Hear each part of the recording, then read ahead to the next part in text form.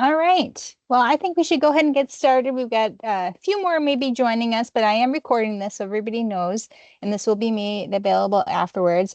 We have a pretty big group here, about 25 people, so probably be helpful if everybody mute themselves, unless we'll have time for questions. So definitely you can either unmute yourself or put your question in the chat.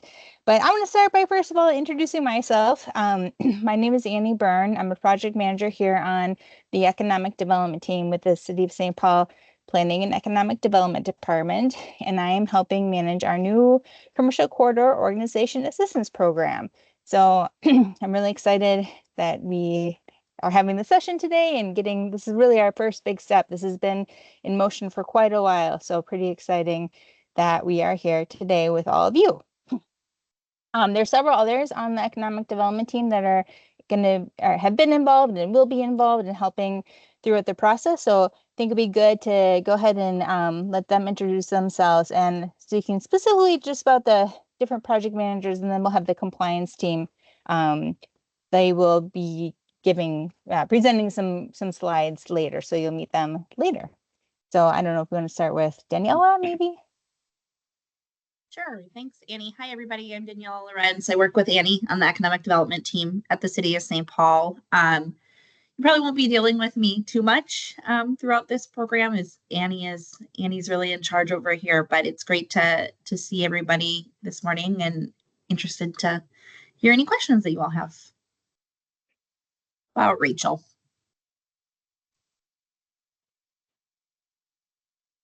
There we go. Morning, all. My name is Rachel Weicker. I am a project manager here on the ED team as well. I work very closely with Annie, and I will just be one of the other project managers assisting with the program for the summer, helping with contracting and disbursements and other questions.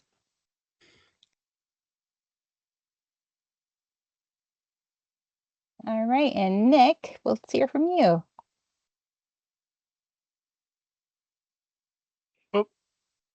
Hey, good morning, everyone. Nick Wolf, I too am a project manager on the ED team. Happy to support Rachel in this program in a few different capacities. Looking forward to our meeting today. Thanks, Annie. All right. Yeah, so this is a new program. So first of all, I just want to give a little bit of background. So in 2024, the City of St. Paul Council reserved 1.4 million in the Economic Development STAR funds for the development of a commercial corridor assistance program. As you may have heard in the mayor's State of the City address, he talked about this. It's really a priority of the mayor and of the city to invest in our commercial corridors. The goal of the program is to provide dollars to organizations that are local in the community to help them advance economic development projects and programs throughout corridors in the city. So again, this is a new program. We're seeing this as a pilot, but the intention is that this will be funded annually. There's no way to know for sure, of course, but that's our hope. And really hoping to build capacity of local organizations that know what the corridors in their community need to really thrive. And yeah, I'll just pause real quick and say, feel free, like I said earlier, if you want to put a question in the chat or raise your hand, that might be best. And we'll definitely have time at the end to answer questions as well. But if I'm presenting something that you have a question on, I think just go ahead and ask when we're at that slide. And I will pause throughout to see if there's any questions too. Okay, moving on. So we started last year really, to help develop this program, do some research to see what these corridors might need. So we've had a lot of conversations with organizations and a public comment opportunity with HRA. And here's just a couple of the key points that we gleaned from that research and input. So we heard that commercial corridors need funds for beautification efforts, that organizations will need funds to help with administrative costs, that organizations were interested in having funds to help them plan to do different corridor initiatives, And then also, we heard that support to businesses directly is needed, especially for those experiencing different disruptions. So whether that be due to construction or some of their expansion projects, direct support to businesses was also a top need.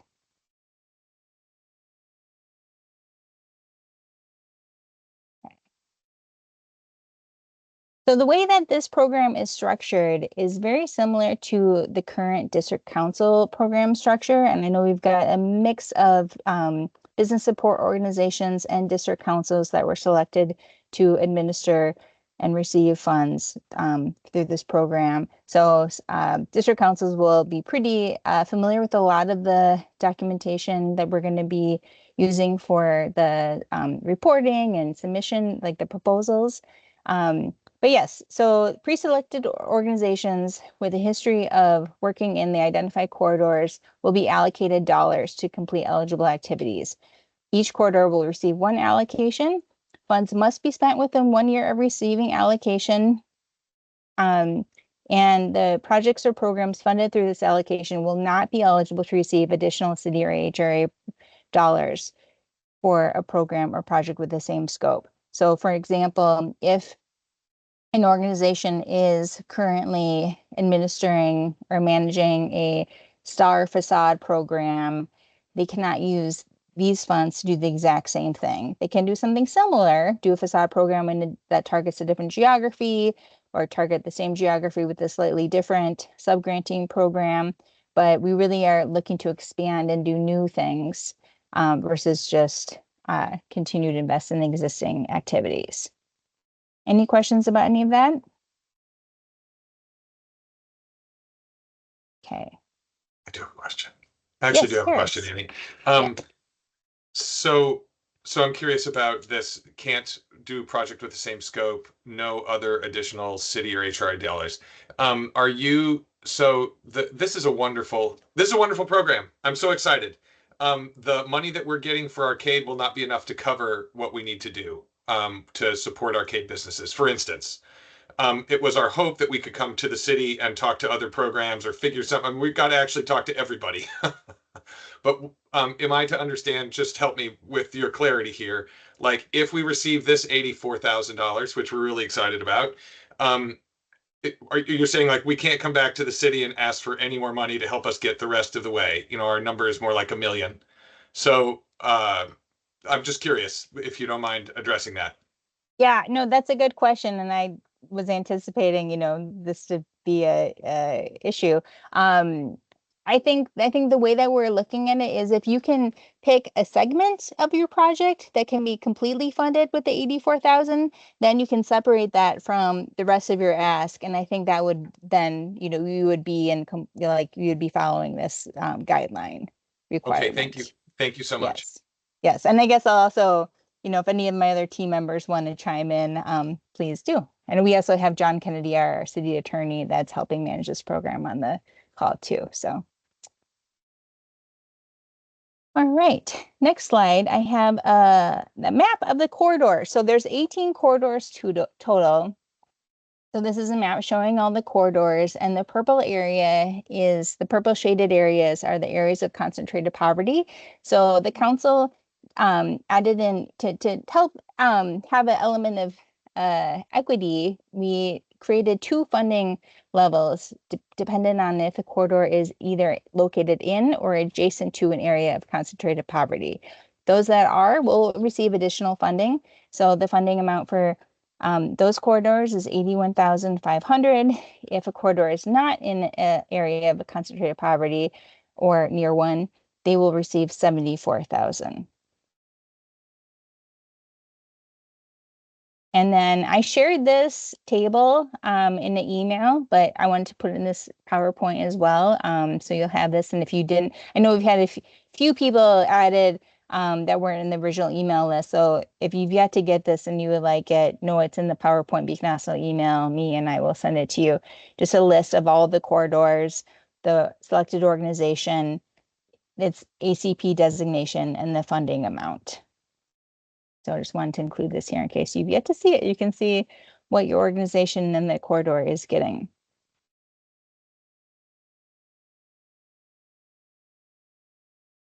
Okay, so the eligible activities. We have 7 eligible activities. So I'll just run through them. Corridor-wide beautification efforts. So that includes things like signage, flower baskets, planters. Those are just a few examples. We're really, encouraging people to, do what they think is needed and would benefit their corridor. Also public arts installations. So whether that be a sculpture garden or a mural, again, looking to the local community-based organizations to give us, their ideas. And then the third item, development of plans for implementation of corridor-wide efforts. So that is something that we heard people would like, is to be able to do planning. So then they can do something, just with a little bit more, just strategic planning in advance. So we will ask that we will want to see that the organization has the ability to implement the plans within 3 years. So if you're an organization that anticipates or will want to use that eligible activity, we'll just have to talk about what that will include. The fourth item here is corridor marketing campaigns. So I think that's pretty, if you want to advertise the corridor, whatever way that you think would bring greater attention to it, we're encouraging that. Fifth item, acquisition of vacant or underutilized buildings and land and related soft costs. So that's something in particular we heard, there's a lot of times the soft costs can be hard to cover. So we want to make this funding flexible and be able to cover those costs. But again, with this activity, we will want to know that that organization will be able to pursue development within 2 years of receiving the dollars. Sixth item here, execution of community events meant to celebrate and showcase the corridor. So it can be anything from a parade to a pop-up, event. Really looking for your creativity here. And then last item, business subgrants. And this one is a little bit more open. It can be subgrants to do murals or working capital or facade improvements, whatever the businesses need. Again, we're kind of looking to the local organizations that know the businesses and know what they would need these subgrants to really support them. We would, looking for input from the community-based organizations to tell us what the business subgrants are most needed for. And then want to note too that 10% of funds can be spent on administrative or indirect costs associated with managing or executing the projects. So that, again, we heard was needed, that we do need, so some of this funding needs to be available for administration. Any questions on any of these eligible activities?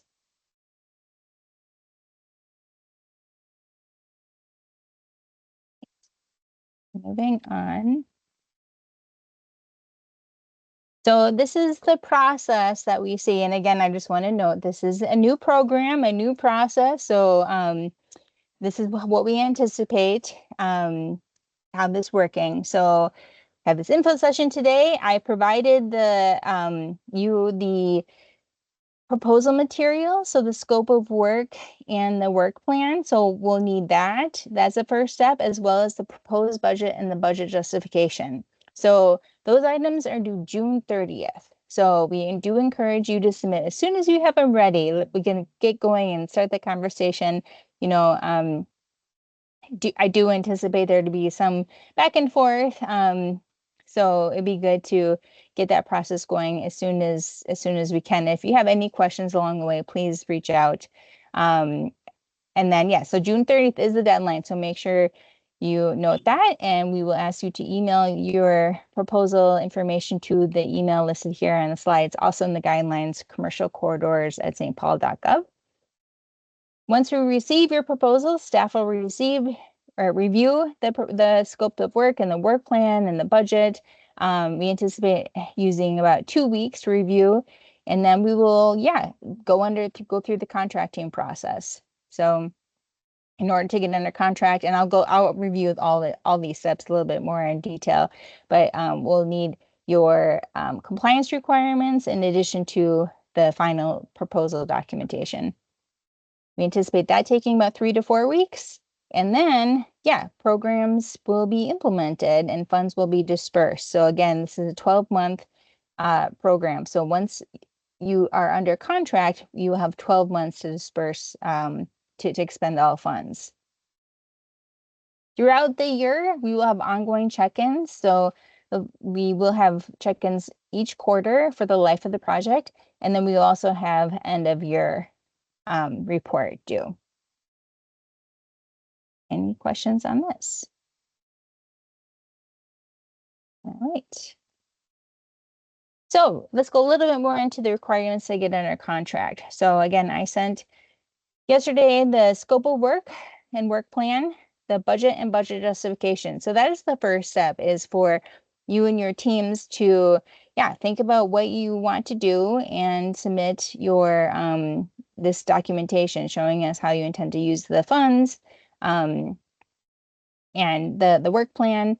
And then we will also need the to get under contract, we will need a certificate of insurance. So the insurance requirements, I'll go over them a little bit more, but they do mirror the insurance requirements for our STAR program and our commercial corridor community engagement, district council community engagement requirements. Every organization will also need to have a current affirmative action plan on file and submit an ID sheet, which we will go through a little bit more detail. Yes, I see a question from the executive. Yeah, go ahead. I see sorry, I don't have your name here, but I just have a quick question. from Nino. Can you hear me? I don't hear you. Are you asking your question? Okay, can you hear me now?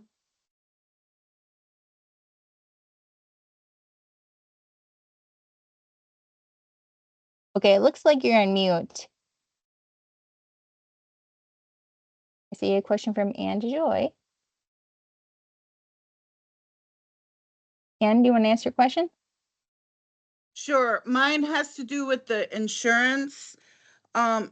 Each organization, I'm sure, has general liability and workers' comp, but when you say auto insurance, do you need, like, who has to submit a certificate of insurance for auto?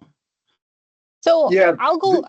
I have a slide. We'll go a little bit more over that in a few slides. We'll talk just about the insurance requirements. So if you want to we'll put that question on pause for a moment. I'll get to that. Yeah. So I'll just keep moving along because I'll go into all these in a little bit more detail. Okay.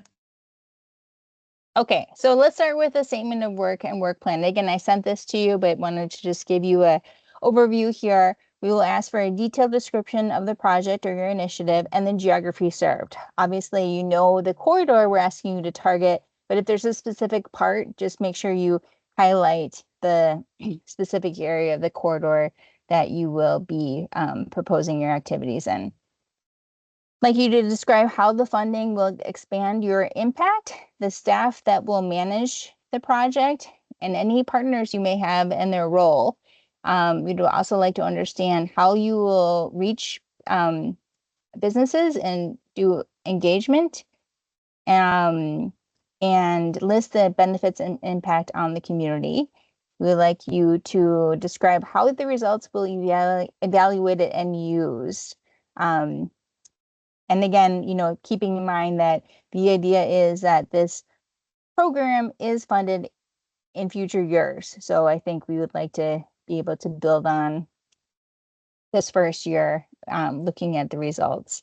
And then lastly, we do need you to list any other Cindy funding that you have, so we can ensure that these dollars are not used to expand any existing city funded efforts.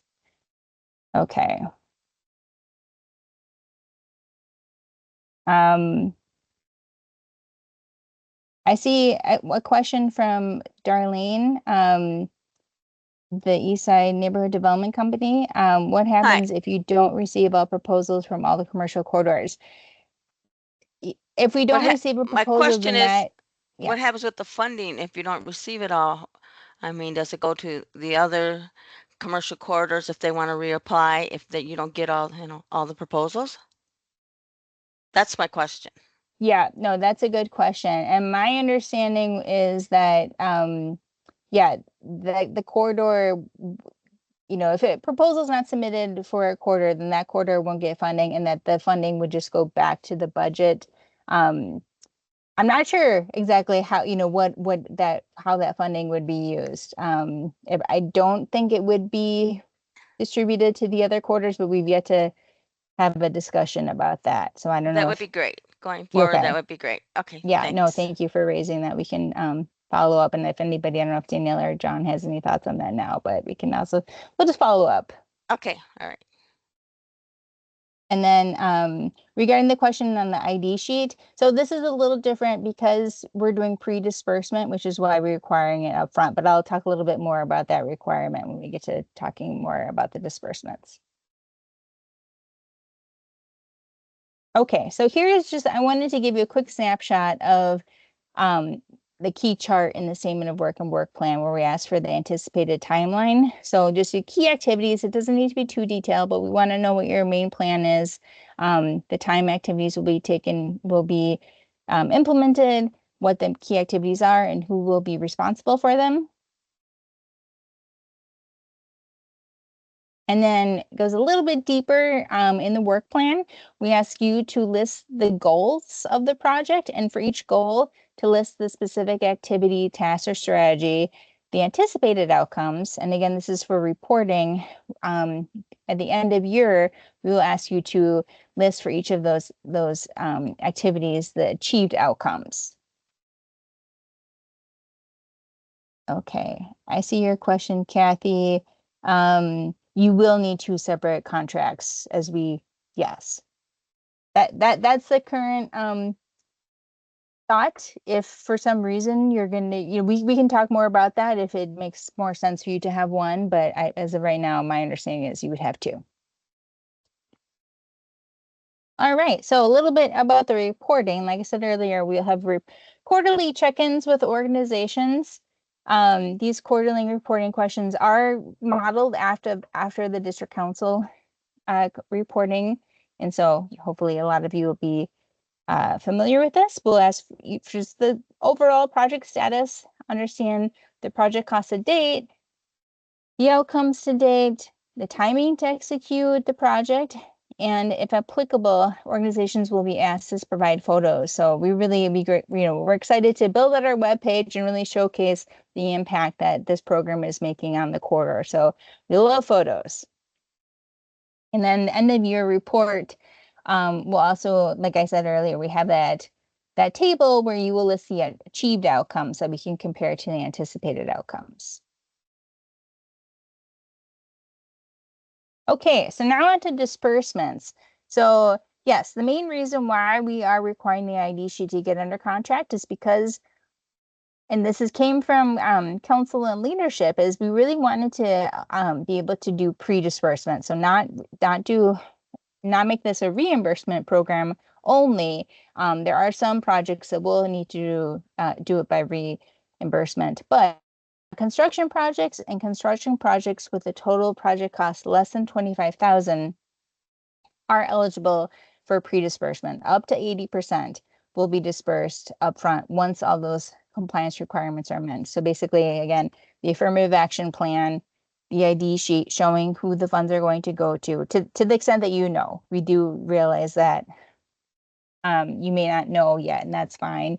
You'll submit an updated ID sheet when you do have at the for your final disbursement. And then we will need that certificate of insurance too.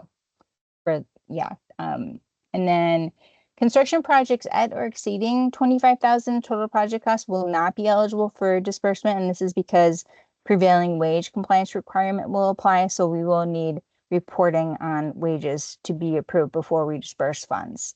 And then in order to receive the last 20% of funds, organizations must provide proof of payment or disbursement of funds as it relates to the original disbursement request. So make sure that you save all expense documentation, invoices, receipts, anything that shows how these funds are used. We will need that.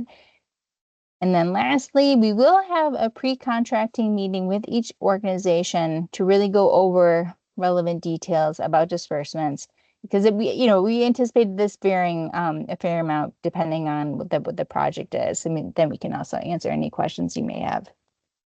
Any questions about this now?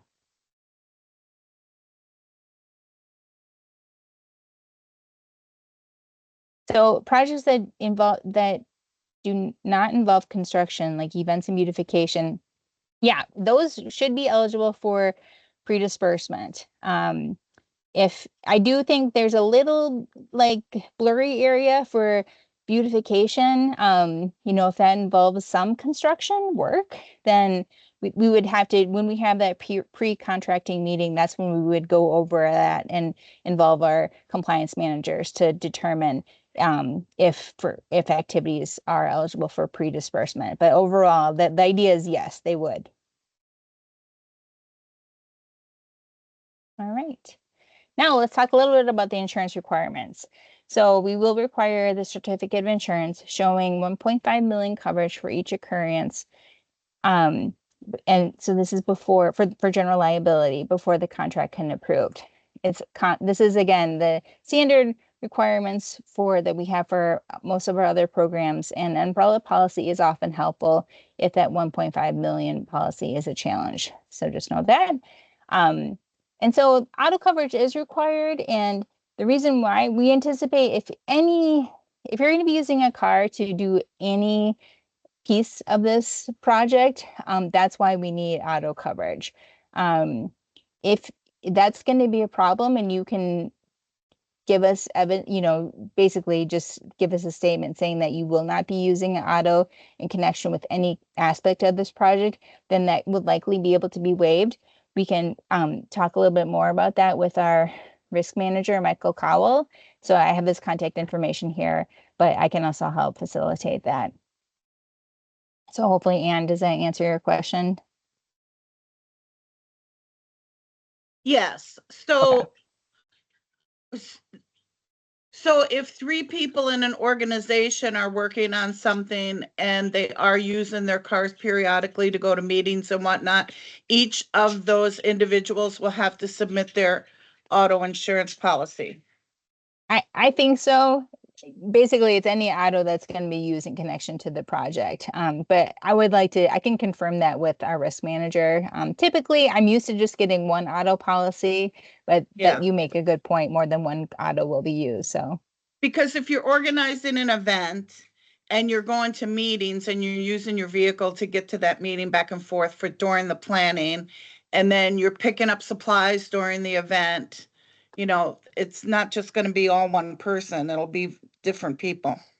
Right. No, that makes a lot of sense. I totally understand. And so yes, I would think we would need a auto policy for any auto that's going to be used. But we can confirm with our risk manager. Okay. And then we will our requirements do include that I want that the coverage includes workers' comp of at least 500,000 per accident. So again, I know a lot of you of the organizations that will be receiving funds through this program are familiar, but if you're not and have any questions, we can talk about this more.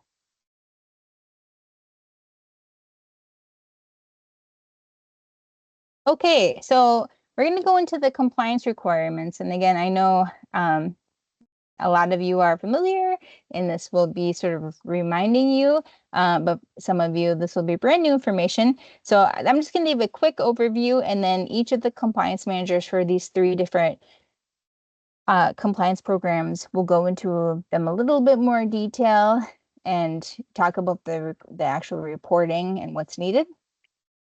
So real quick, just high level affirmative action, the equal employment opportunity requirement will apply to all recipients receiving more than 50,000.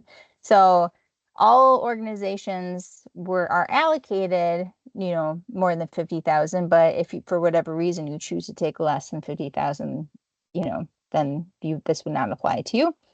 And that It's the same for the vendor outreach program. That applies to all recipients receiving more than 50,000. And the prevailing wage, that will only apply to construction projects with a total cost of at or above $25,000. So that's just a quick overview of how they apply. And now I will turn it over to Yia to go into details on the affirmative action.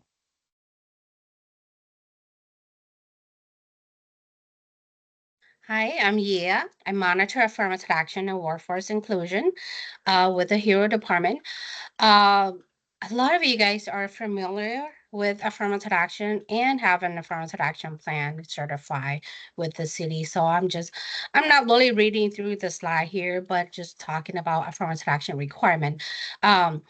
Since a lot of you guys are district councils or local organizations here in the Twin City, I did provided Annie a copy of the organization that have an affirmative action plan certified. So for this project, if you district councils who receive other funding from the city already have an affirmative action plan certified, if you already have one, it cover for this as well. So it's not grant or project specific, it's company based. So that's what you need to know. A lot of you will not have to apply update your affirmative action plan if you already have one. What I would need is when if you don't have an affirmative action plan certified or it expire and this project, if you awarded this project, you're gonna be reimbursing getting reimbursed from the city. I can't approve it until I have your affirmative action plan. That's pretty much it. The other part that I do monitor, if it involve construction and the total amount of the construction is 50,000 or more of this funding, then workforce inclusion would apply, and I will monitor for the construction workforce inclusion and the general contractor working on this project. We will go over that when that comes, if it's a construction project. And there is no exemption for nonprofit. Obviously, a lot of you guys are nonprofits, or if you are an entity with no employee, there's also an exemption if you're getting 50,000 or more from this fund or any other city fund. That's the high level because, again, a lot of you are familiar with this requirement. Any questions?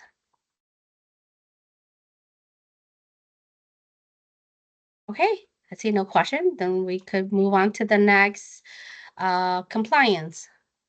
Thank you. All right, thank you, Yia. Now we have vendor outreach program, and Brett is going to describe this.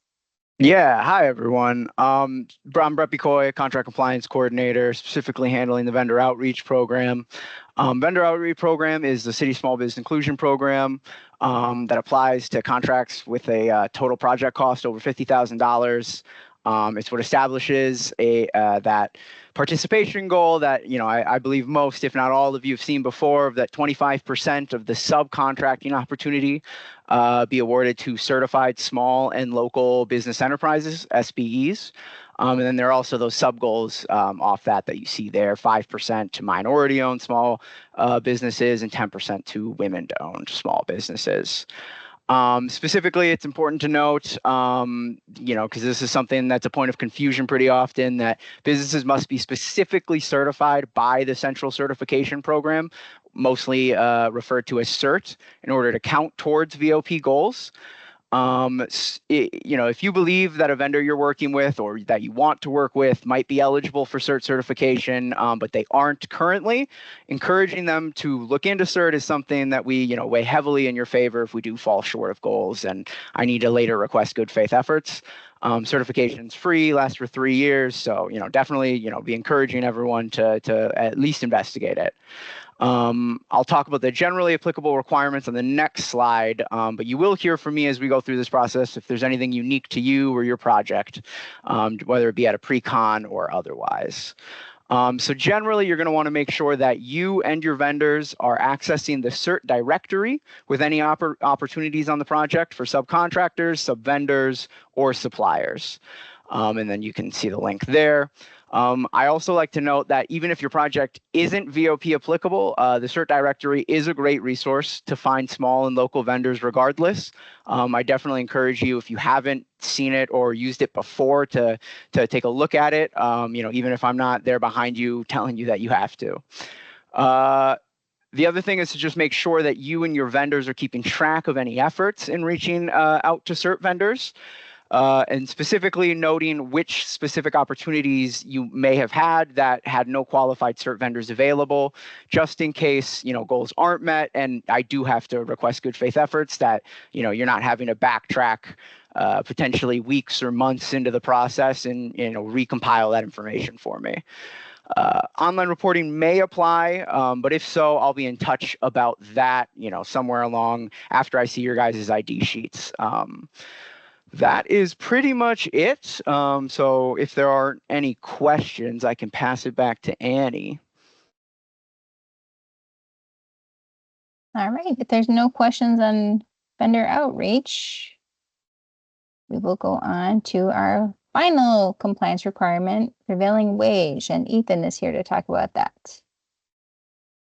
Hi, everyone. I'm just going to briefly talk about prevailing wage. As Annie said, it involves, it's triggered when there's a total project cost of $25,000 and there's any public money in it. It involves construction work and, you're receiving any kind of public money, as in this case. What is it? I tell the uninitiated, it's like a minimum wage for construction workers. Your contract with the city will contain a list of hourly rates of pay. It's called a wage decision. And this will go with the general requirements. And it'll just spell out, like for that project, what the minimal hourly rate for a plumber or electrician or, heavy equipment operator, what they have to be paid per hour while working on the project. You want to go to the next slide, Annie?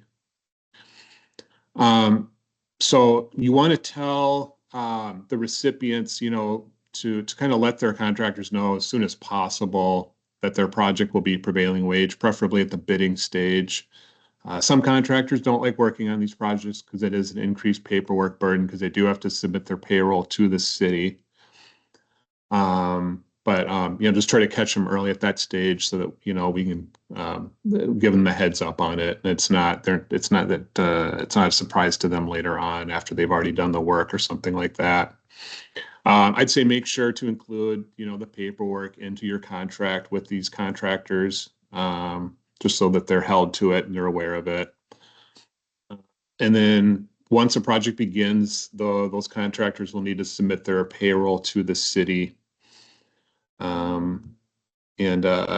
Just a couple little notes too, I don't have on these slides, I believe, is prevailing wage does not apply to like work of an artistic nature. So like artwork, a mural, that sort of thing. It wouldn't trigger the law, nor does architectural or engineering or office work or off-site construction work. This law just applies to construction work occurring at the site.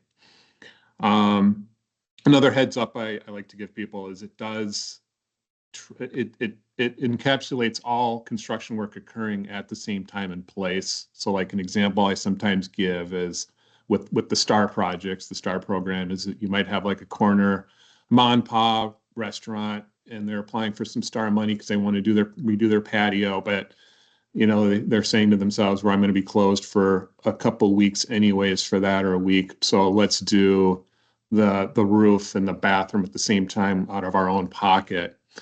If those are occurring at the same time and place with the same contractor or under the same contract, those would get roped into the prevailing wage requirements. So just tell them to be mindful of that. They want to space projects out if they just want this project to be subject to prevailing wage and not the others. And then so once a project begins, they will submit their payroll to the city. The city uses a third-party vendor called LCP Tracker. It's online. I work primarily with the contractors, so they'll be the ones to go in there and submit their payroll. If they have questions, they can reach out to me. And that's about it. Annie, was there another slide? No, that is your last slide I have. All right. And that's about it. So. Great. Thank you, Ethan. Any questions for Ethan? All right. Well, then that pretty much concludes. I just wanted to leave plenty of time for questions. Like I said, this is a new program we're really excited about, but yes, we are going to be learning along the way here. So we have a question from Holly. Go right ahead, Holly. Okay, thank you. Hi, I'm Holly Weinkoff, the owner of Red Balloon Bookshop and also the current chair of the Grand Avenue Business Association Board. So I just have a couple questions about timing. So it sounds like applications in by the 30th, and then there's the process of getting approved. But currently our association has a few projects in motion where this funding would be super helpful, things that are happening in May and June. So can these funds be applied to things in motion, or do we really need to think about it as things happening more between, say, like August 2025 through next summer? Yeah, so that's just the deadline, but I mean you can submit the proposal materials tomorrow and we could get under contract next week. I mean that's, kind of ambitious, but I do think, yeah, we can definitely support activities that are in motion. If funds can be used to cover costs that have already been incurred, it's something that we would need to look into. I believe so. We don't have anything in our guidelines prohibiting that, so long as the overall project is being funded in the time frame. Okay, that's okay. That's really helpful to know. Thanks. And then my other question is, well, actually, I just want to echo what Paris said. Is so excited about this program for the whole city of St. Paul. I think it's a great thing you all are doing. So thank you. And that it's not just a one-time thing, that this will be ongoing. So for our planning purposes, can we plan on a similar amount each year, or that's going to change each year and you'll just keep us updated on what those funding levels might be? Yeah, I think we'll just have to stay tuned for updates. There's really no way to know for sure if this program will be funded for sure and what the amount would be. So yes, we'll share updates as soon as we know. Okay, so yeah. We're there. It's hopeful that it will be more than a 1 year opportunity, or yeah, can you just clarify? Is the plan that it will be ongoing, but it's just not? Yeah, we don't know. We can't guarantee that, but that is the idea, that this was a pilot to, see how this works. And then the intention was that this would be funded in future years. Can I add to that too, Annie? I think I've heard from multiple council members, this is Daniela, everybody, that they're excited, and I think their intention is to try to continue to get this in the budget ongoingly. This is where you all could also probably come in if you feel like it's helpful and just let them know. I think it helps to hear from the people who are actually utilizing the funds too, is going forward, right? So we are under the impression that we will likely get more funding. It'll depend on the budget season, as Annie said, though. Sure. Okay, thanks for clarifying. And I see, Paris, did you have a question? Yeah, thank you. So piling on Holly, and hi, Holly. It's so good to see so many of my awesome colleagues on this call. About things that we've talked about for years. So I think it won't be hard for us to demonstrate how helpful this money is, honestly. And Daniela, if you'll help us know, is it HRA council members specifically? Is it the full council member?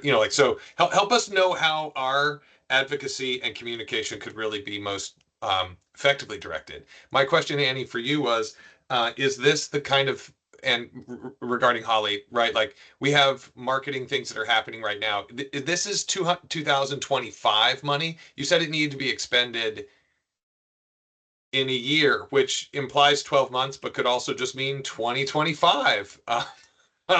So would you say a minute about, like, I don't think we'll have any trouble expending that money, but Holly's question caused me to think like, exactly, are we talking about 2025 programming? Or are we talking about 12-month programming? Anyway, could you help me think about that? Yep. Yep. No, that's a good question. The guidelines say 12 months. So knowing that this, is happening mid-year, that's why we made it 12 months. The idea moving forward, we would like to be able to launch this program in the beginning of the year and then make it line up with the calendar year. But for this first year, we're just making it 12 months. Thank you. And I see I jumped the queue. Kim was ahead of me. Another great colleague. Hi, Kim. Oh, sorry, I didn't see it. And yes, go ahead, Kim. Hi, everybody. Echo the excitement here. Thank you so much. I'm Kim O'Brien. I'm with the Rice and Larpenteur Alliance, as well as the Grand Avenue Business Association. So I have a few questions, but mostly related to use of funds around soft costs. So it says up to 10% of the, 70 or 80,000 could be used towards like administration. But then also some costs are eligible, like marketing and events and things like that. And so lots of those things and really all the things take a lot of dedicated staff time. And business councils don't usually have like any other administrative funding pots to do these types of projects or to spend staff time on them.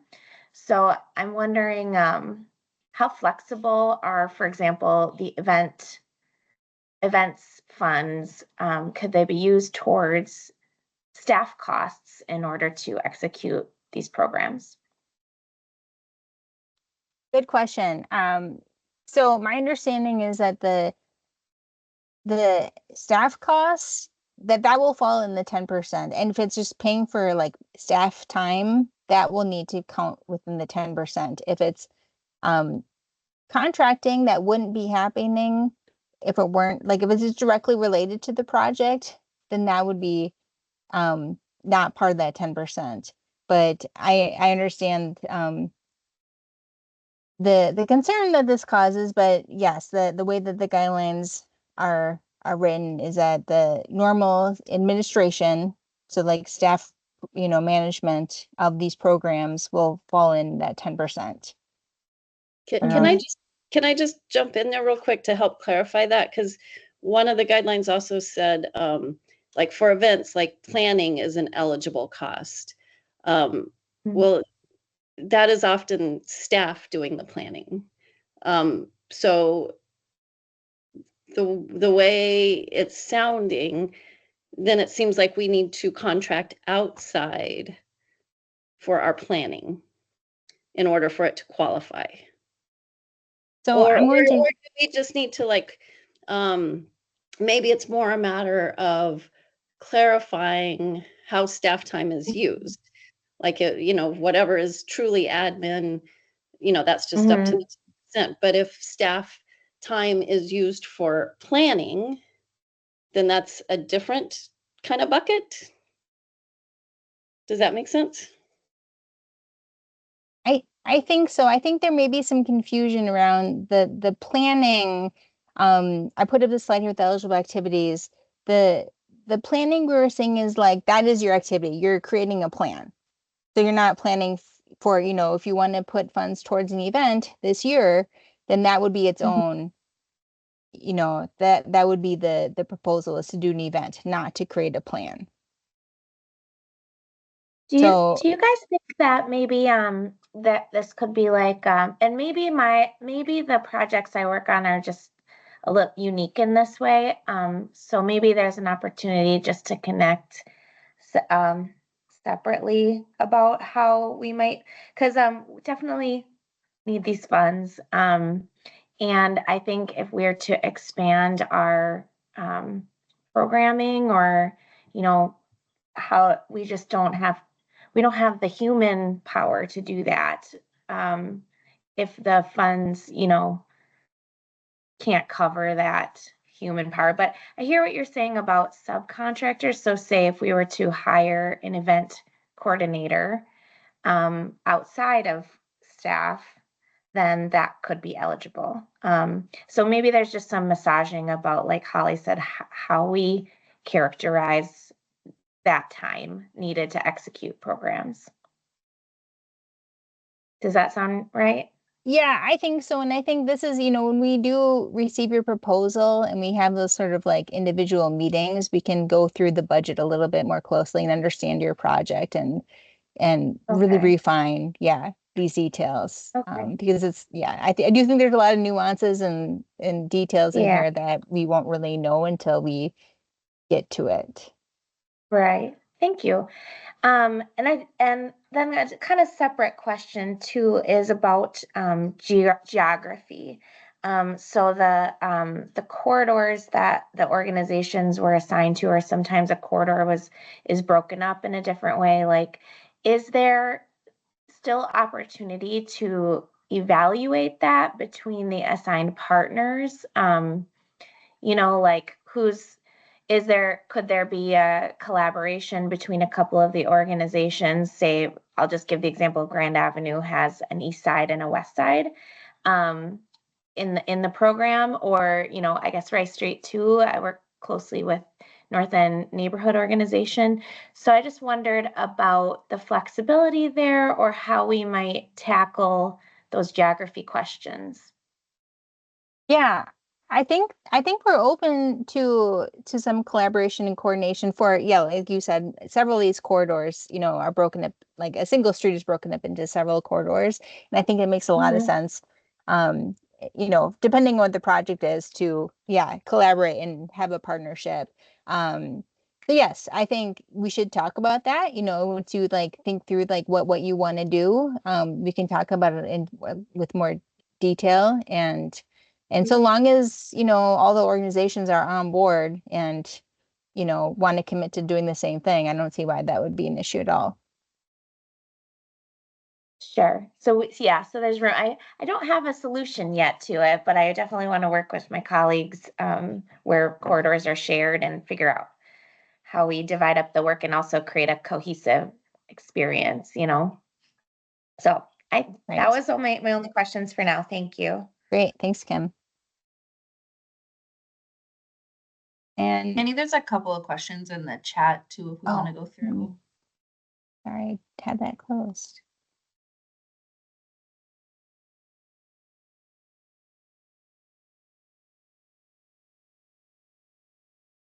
Okay, wasn't it mentioned that these funds could not be used for current projects, that had to be something new? City funded project. So it's fine if you're doing an existing project with other funds, this can go to that. But we are that the guideline states that a city funded project cannot be expanded with these funds. So hopefully that answers your question there. I'm not sure. I see this question from you, Kathy. Is there a contract with the Highland District Council? And if so, when is the contract due? I think, you're asking about the district council contract?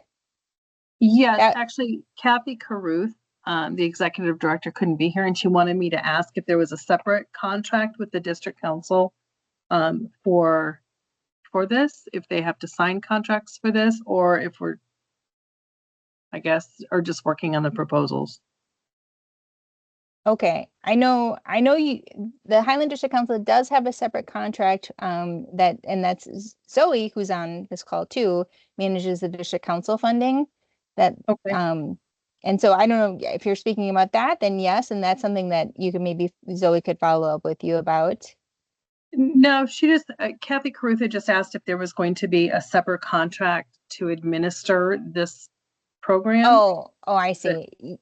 Yes, there will be. And so that's the submission materials, the statement of work plan, and the budget. That's what we need from you and then along with the certificate of insurance and those other compliance requirements, and then we'll be able to execute the contract. And I can share that with you.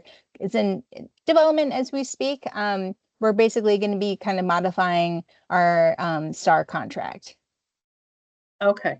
And when is that going to be due? Is that the So June it 30th? really depends on, so when we get your submission materials, we're going to start moving as quickly as we can.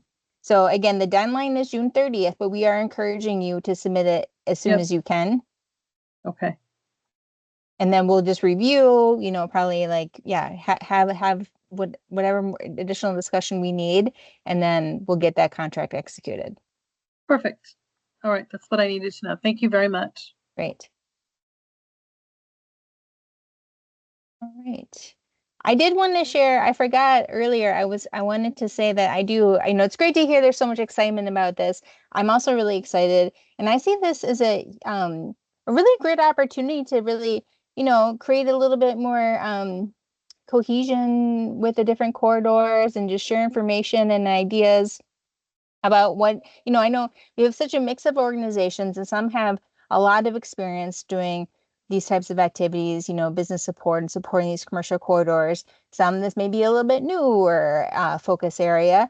And so I was thinking it could be really beneficial for everybody if we were to have, maybe a monthly just roundtable where all this recipients can get together and share ideas and any challenges they may be having, and just some peer learning. Maybe we can hear presentations from different organizations about how they're using the funds, and yeah, just provide an opportunity to learn from each other. So I just wanted to mention that and see if there's any initial thoughts or feedback, but otherwise we can talk more about that later. Hey, this is Baba. I was going to say what the point that you just make, I really like it. I think that there could be some lessons learned, maybe as we're going through the process, we getting some success stories, and we might even prevent some things from happening, some bad things from happening in terms of, this is what we're doing, and that's really a good idea. So I really like the idea of organization like those partners here, kind of talking with each other, collaborating, and just sharing success stories and lessons learned. I really like that. Thanks, Baba. And yeah, again, I was kind of thinking, again, the hope, the idea is that we're just starting something that's going to continue in future years. So yes, I agree. Like we can learn from each other, we can avoid and just like, yeah, have a stronger program, and everybody be able to leverage each other's lessons. And it might also help for future planning too, because after we go through this first year exercise, we can come back and say, what, or maybe I should even back up and say thank you for this program. It's a good program. I want to start there. Column reverse. But maybe down the road we might say, what, very good program. We think that there might be, an increase. There should be an increase in funding, like Paris was saying, like based on what we learned. There are some lessons learned, so we can even make a recommendation, for future planning. Yeah, I agree. Yes, I think would be super helpful. So thank you for the input. And yeah, thank you all for your comments. And yeah, it's great to know that you like this idea and we can make this happen. I kind of was thinking we could rotate neighborhoods and visit different corridors. So.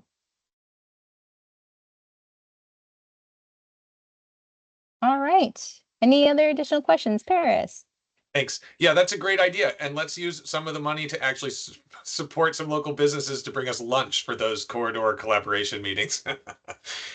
This is really super awesome. I feel like, just like to say, the conversations that we've had about banners in certain districts that we haven't been able to accomplish seems like this could be a good pipeline for the events that we haven't been able to really have in the city in the same way that we did for generations. Seems like this is an incredible opportunity for us to move in some great ways. And I'm excited to hear about the other creative things corridors will come up with. Folks are probably aware that Arcade Street is under construction in a different kind of mode than we've ever seen before. And it's a total reconstruction of a 100-year roadway, and it's a total redesign. It's not a mill and overlay. So it's an extensive project, and businesses are hurting extensively as a result. So the chance to create a fund where we can actually get real relief to businesses is the thing that I'm working on right now. Never done that before. So eager to learn with this money and with other support too. that's what we'll be working on.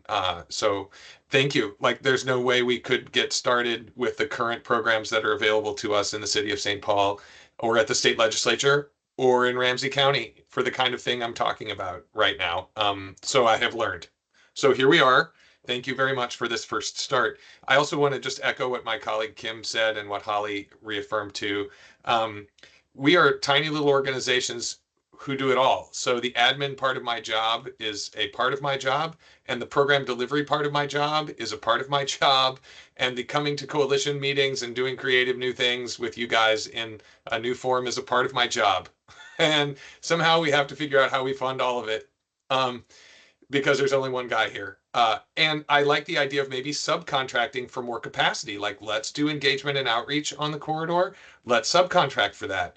That's what we have done this year so far. That may be perfect for the proposal that I'm going to put together. I appreciate that we'll put it together. Then you can let us know how that's fitting into your guidelines. So thanks for this. I'm super excited. Fun to see you all. Ready to go to work. Great. Thank you, Paris. And yes, I do think if you want to run your ideas and proposal by before you spend so much time in completing that document, please do. We can definitely, have earlier discussions before you commit too much time into something you're not really sure about.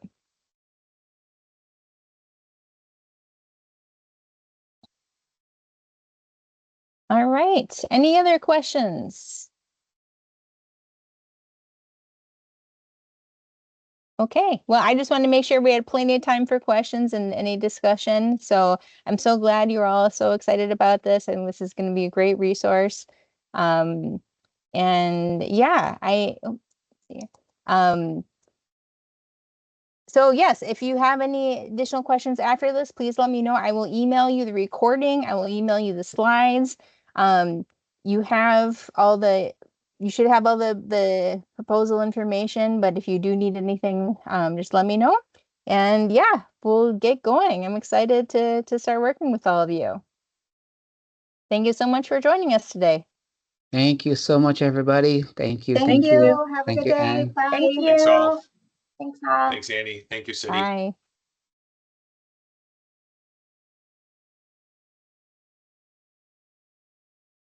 Stop recording.